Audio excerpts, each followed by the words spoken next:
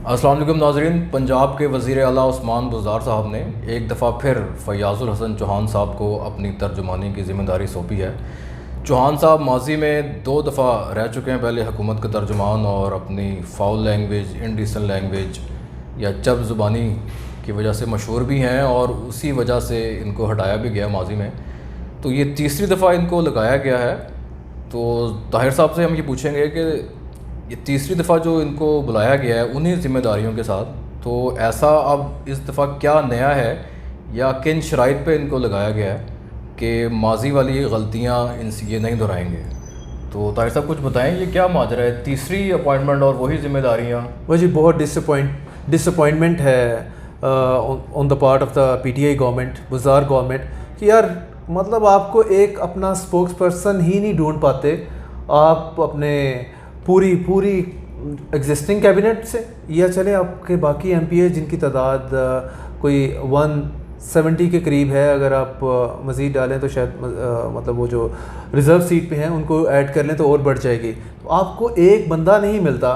पहले भी आपने इंपोर्ट किया इनको, क्या नाम है, गिल साहब को, शहबाज गिल को किया और फिर फिरदौस आशिक अवान को किया, और फिर इसे थर्ड टाइम आप अनइलेक्टेड थे। Again and again you falling back to Fayyaz Chohan. पता नहीं क्या मतलब उनके पास मैजिक वैंड है या कोई और छड़ी है इनके पास कि मतलब वो बदतरीन अपनी जो है कारकर्दगी के ऊपर, मतलब पहले उन्होंने मिनॉरिटी कम्युनिटी को हिट किया बिलो द बेल्ट, उसके ऊपर प्राइम मिनिस्टर ने नोटिस लिया, इमरान खान ने, और इनको रिमूव किया। सेकंड टाइम इनको रिमूव किया गया।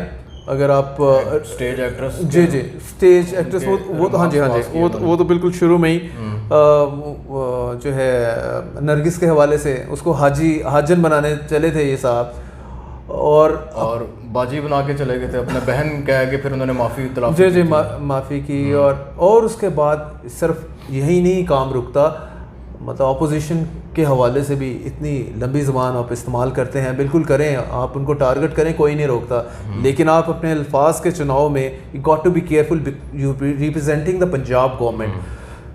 तो और सेकंड में भी इनका जो आपके बुज़दार साहब हैं, इनको यही शिकायत थी कि जनाब आप ये बताएं कि आप अपनी प्रमोशन करने आते हैं कि आप मेरी प्रोजेक्शन करें, मेरी प्रोजेक्शन कर रहे हैं। तो एंड ऑफ द डे वही चार्ज इन पे लगा था सेकंड टर्म में भी, जो कि चार्ज इन पे लगा फिरदौस आशिक अवान साहिबा के ऊपर, साहब के साथ हुई जी चौहान साहब के साथ हुई, फिर फिरदौस आशिक अवान साहिबा के साथ हुई जी हाँ। तो लेकिन चौहान साहब में क्या हम ये कहेंगे कि उनमें वो ख़ास बात है जो किसी और में नहीं, कि इस वजह से उनको बार बार चांस मिल जाता है? यार मतलब यही समझने से कासर होंगे बहुत सारे लोग कि falling back to this guy again and again mean third time now, और अब आप आए हैं और एक आपने बड़ी क्लियर कट लाइन दी है। इस मरतबा जो फ़र्क है इनको लेके आने का, मतलब इनको तो कोई बंदा नज़र नहीं आया, क्योंकि चर्च ज़ुबान तो है ही है कि मतलब वो ठीक है जी, बहुत किसी को आगे खड़ा नहीं होने देते, या जो हुकूमत की ज़रूरियात हैं या रिक्वायरमेंट है उन पे चौहान साहब भी पूरा उतरते हैं। जैसे जो आपने अपने इंट्रो में बताया कि इस मरतबा इनको किन शराइत पे लेके आए हैं। शराइत सिर्फ यही है कि उस्मान बुज़दार साहब ने कहा है कि जनाब आपने सिर्फ अब एक काम करना है, आपने सिर्फ मेरी प्रोजेक्शन करनी है और पंजाब गवर्नमेंट के जो काम है, डेवलपमेंट के काम हैं, उनकी प्रोजेक्शन करनी है। यानी कि अपोजिशन के लिए रिलीफ होगा। अपोजिशन को आप उस तरह से अटैक नहीं करना जैसे अपने पहले पिछले 2 टेन्योर में आप कर चुके हैं, जिसमें आप बिलो द बेल्ट भी चले जाते थे। तो उनका जी छोड़ दें, आगे इलेक्शन आने वाले हैं, हमारे पास टाइम ज़्यादा नहीं है, तो आपको सिर्फ ये टास्क दिया जा रहा है, क्योंकि इससे पहले Shahbaz Gill, you yourself as well mean Chohan और फिरदौस आशिक अवान, ये तीनों फेल्ड हैं। किसमें इनका फेलियर है? फेलियर किसमें है कि पंजाब गवर्नमेंट के डेवलपमेंट के काम को ये प्रोजेक्ट नहीं कर पाए मीडिया के ऊपर, और ना ही उस्मान बुज़दार साहब को ये प्रोजेक्ट कर पाए। को लताड़ते रहे, अपोजिशन को लताड़ते रहे, और साथ में ये है कि अपनी प्रोजेक्शन करते रहे। और थोड़ा सा बात फिर वही आती है ताहिर साहब कि प्रोजेक्शन करने के लिए है क्या, गवर्नमेंट ने किया क्या है, किस चीज़ की प्रोजेक्शन करनी है? यार वो कहते हैं हेल्थ कार्ड तो है, अच्छा उसी के हेल्थ कार्ड बेचें, हेल्थ कार्ड आप अच्छा बेचने का स्टफ है। और आप बताएं कि हमने कोई करप्शन ही नहीं की। अच्छा, पिछली गवर्नमेंट शहबाज शरीफ की या उससे पहले जितनी गवर्नमेंट्स हैं वो तो 3 सालों में बड़ी लंबी चौड़ी करप्शन कर लेते थे। तो जो काम होगा तो करप्शन होगी ना किसी काम में। नहीं, वो कहते हैं जी हमने घर बैठे तो नहीं होती। कहते हैं जी स्कैंडल ही कोई नहीं आया हमारा। एक ही आया था, वो रिंग रोड था, उसी में स्कैंडल आ गया। वो स्कैंडल आ गया कहते हैं, लेकिन उसके डर से फिर और काम भी नहीं करते। कहते हैं जी आए हम बंदे पकड़ लेते हैं उसमें। अब नैब में भी तो 5 करोड़ रिश्वत का चार्ज है ना इन पे, उस्मान बुज़दार के ऊपर, कि उन्होंने पंजाब 5 करोड़ की रिश्वत लेके जो लिकर का लाइसेंस है वो एक होटल जी होटल का दिया है। तो लेकिन वो कहते हैं जी उसमें तो कुछ भी साबित नहीं हुआ, इट मीन्स हम ऑल क्लीन है। साबित तो खैर अपोजिशन का भी अभी तक कुछ नहीं हुआ, जो पंजाब की शहबाज शरीफ फैमिली के खिलाफ केस चल रहे हैं। नहीं वो कहते हैं वो उन पे एलिगेशन ही काफ़ी हैं, तो हम पे तो कोई खास एलिगेशन भी नहीं है। चौहान साहब जो शराइत उनको दी गई हैं या जिन शराइत उनको लाया गया उस पर वो पूरा उतर सकेंगे? जो उनका बुनियादी या उनका बेसिक कह लें कि एक स्टाइल है जो इनबिल्ट कह लें बाय डिफ़ॉल्ट, उसको कैसे वो सेटिसाइड करेंगे? और वो इनबिल्ट डिफ़ॉल्ट जो है उनका अंग्रेजी की टर्म है मोटर माउथ का। वो मोटर माउथ है, मतलब जो रुकते नहीं है, बोलते ही रहते हैं। और जब आप इतना ज़्यादा बोलते हैं तो कुछ गलत भी निकल जाता है उसमें। इसमें एक ये बात ये भी है कि जब लास्ट टाइम इनको रिमूव किया था तो इनको भी एक ह्यूमिलेशन का सामना करना पड़ा। ये किसी इवेंट पे थे और वहाँ पे रिपोर्टर्स ने इनको बताया कि सर आपकी तो चेंज हो गया, आपके तो बरतरफी के ऑर्डर्स आ गए हैं। तो ये वहाँ पे फुल शॉक थे कि ये क्या हो गया, मेरे तो इलम में नहीं है। तो ये इनको इस दफ़ा सोचना चाहिए कि भाई हम more loyal than the king वाला हिसाब जो है, ये अपने इमेज को कुछ बेहतर रखें। जी वो जिस वाक़े की आप बात बता रहे हैं उसमें मैं भी मौजूद था। He was literally shocked. फिर कहते कि यार हाउ कम दिस, इतनी सर्विस मैं करता हूँ, मुझे ऐसे उनका तो ख्याल था कि ये तो इंडिस्पेंसिबल हैं, नागज़ीर हैं। पंजाब गवर्नमेंट अगर इनको रिमूव करेगी किसको लेके आएगी? तो मैं तो वैसे भी वो कह रहे थे कि मैं मतलब out of the way service कर रहा हूँ और ऑपोजिशन वालों की भी सर्विस कर रहा हूँ अच्छी खासी। तो डिस्पाइट ऑल दिस, जब लीडरशिप डिस्कार्ड करती है तो वो नहीं सोचती कि भाई किस हद तक आप गए थे गवर्नमेंट को डिफेंड करने के लिए या इंडिविजुअल पर्सनालिटीज़ को डिफेंड करने के लिए, और दूसरों को आपने कहाँ इवन बिलो द बेल्ट आपने हिट किया है। तो इनको 2 टेन्योर से सीखना भी चाहिए। इनको 3rd मौका मिल गया है। वो अपार्ट फ्रॉम दैट थिंग जो हम डिस्कस कर चुके हैं कि पंजाब गवर्नमेंट को और कोई बंदा नज़र नहीं आता राइट नाउ। वो कोई सॉफ्ट स्पोकन ला नहीं सकते, लाना चाहते नहीं, मेरे ख्याल लाना इसलिए नहीं चाहते। उन्हें पता है कि ये सॉफ्ट स्पोकन का क्या काम मीडिया के आप है। मीडिया के ऊपर आके जो आप बात करते हैं, तो मीडिया में तो आपको चाहिए तगड़ा बंदा जो टका के आप यहाँ पे बिग माउथ। इवन आप ये देख लें एंकर्स भी, जो कई एंकर्स के नाम इसमें बने हैं कि they are the big mouth in the sense कि वो बोलते हैं और फिर ऐसा बोलते हैं, वो कहते हैं जी अजय बखियाँ उड़ाती हैं तो भाई जी तबाही लाती है।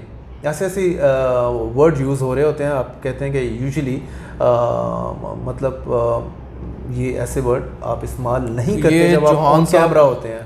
चौहान साहब अब जो आए हैं तो वो इन्होंने आज सुना कोई बड़ा धुआंधार अपना एक्शन लिया और वज़ीर आला को भी लिफ्ट नहीं कराई उन्होंने। जी आते साथ ही इन्होंने बड़ी मज़े की चीज़ की है। वो बड़ा सरप्राइजिंग है for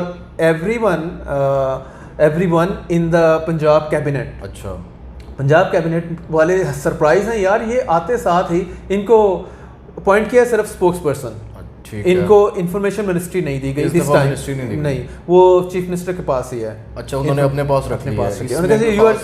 you are just spokes person for the Punjab government for me, और हमारी प्रोजेक्शन करनी, ये तो हो गया सेटल। ठीक है। इन्होंने क्या किया आते साथ ही, आपको पता है इससे पहले पंजाब गवर्नमेंट के पास 40 के करीब स्पोक्स पर्सन है माशाल्लाह जी, जो मुख्तलिफ जिनकी आप ये कह लें नोटिफिकेशन हुआ है फ्रॉम डिफरेंट डिपार्टमेंट्स, उसमें मिनिस्टर भी शामिल है। तो इन साहब ने बीइंग स्पोक्स पर्सन, आज इनका नोटिफिकेशन हुआ है, इन्होंने 2nd नोटिफिकेशन इशू कर दिया। आप इसे 2nd कह सकते हैं, या इनकी तरफ से नोटिफिकेशन ये आया कि मी Fayaz Chauhan sacking, removing, firing all the spokesperson of the Punjab government. Me is a lone one. अच्छा, one and only Mr. Chauhan. The lone warrior. अच्छा, ठीक है। ये अब लोन वॉरियर के तौर पे वो कहते हैं जी मैं इकलौता हूँ तो थोड़ी मेहरबानी, बाकी जेड़े भी ने घर जाओ, सारे परे परे हट जाए। तो मेरी बात हो रही थी मिनिस्टर साहब से, एक सीनियर मिनिस्टर ही हैं पंजाब के जी। वो कहते हैं यार आई वाज सिंपली वंडरिंग कि ये कैसे ऑन हिज ओन कर सकता है फयाज चौहान। वो कहते हैं ये प्रेरोगेटिव तो, ये राइट तो चीफ मिनिस्टर का है, उस्मान बुज़दार का है। तो ये अगर इवन इसने जो चौहान साहब ने इनको कॉन्फिडेंस में भी लिया है बुज़दार साहब को, तो कि मैं ये करने लगा हूँ नोटिफिकेशन, कर नहीं सकते। फिर भी ये चीफ मिनिस्टर ऑफिस की तरफ से ही नोटिफिकेशन आता है, आप स्क्रीन में भी दिखाएंगे, जो कि फयाज चौहान ने किया है कि all rest of the spokes person are no हो सकता है वो ये भी तो पॉसिबिलिटी है कि इस दफ़ा बुज़दार साहब से वो पूरा मैंडेट लेकर आए होंगे, बुज़दार मैंडेट आके ले आए, लेकिन फिर वही again you are making a joke out of it कि आप एक स्पोक्स पर्सन बने और आप बाकी रिमेनिंग स्पोक्स पर्सन को स्ट्राइक ऑफ कर रहे हैं, जिसे कहते हैं with a stroke of pen.